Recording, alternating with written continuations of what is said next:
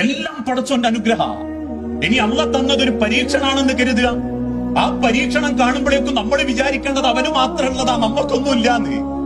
ഇന്ന് ചിലര് പറയാറില്ലേ, നമ്മളെ പരീക്ഷണം എന്ന് പറഞ്ഞാൽ എന്താ? ആരോഗ്യം ക്ഷയിക്കലോ അല്ലെങ്കിൽ ഏതെങ്കിലും സുക്കേട് വരലോ. ഇത് മാത്രല്ല പരീക്ഷണം. അള്ളാഹു ഈ ദുനിയാവിനെ വിശദീകരിച്ചത് ദാറുൽ ബലാ എന്ന പരീക്ഷണങ്ങളുടെ ഭവനം. പരീക്ഷണങ്ങളുടെ ഭവനമായി ദുനിയാവ്. ഏതെങ്കിലും ഒരുത്തൻ ഹോസ്പിറ്റലിൽ വന്ന് പരിശോധിച്ചപ്പം വലിയ സുക്കേടാ. ആ സുക്കേടുമായിട്ട് അതിന്റെ കടലാസും വാങ്ങി തിരിച്ചിറങ്ങി പോകുമ്പം ഇനി നാട്ടിലാണെങ്കിലും ഒരുത്തൻ അങ്ങനെ ഒരു സുക്കേടുണ്ട്, ഓന് പെട്ടെന്നുള്ള സുക്കേടായിരുന്നു, ഓന് വലിയ അസുഖമാണ് എന്നൊക്കെ അറിയുമ്പോ നമ്മൾ എന്താ പറയല്? വല്ലാത്തൊരു പരീക്ഷണം തന്നെയല്ലേ എന്ന്, അല്ലേ? അങ്ങനെയാന്ന് നമ്മൾ പറയാ, വല്ലാത്തൊരു പരീക്ഷണം തന്നെ. എന്നാ അള്ളാഹു പറയുന്നത് അവന്റെ സൂക്കേട് അവന് പരീക്ഷണാണെങ്കിൽ സൂക്കേടില്ലാത്ത ശരീരം നിങ്ങൾക്കുള്ള പരീക്ഷണ. ആരോഗ്യം അള്ളാന്റെ പരീക്ഷണ, ജോലി അള്ളാന്റെ പരീക്ഷണ. ജോലി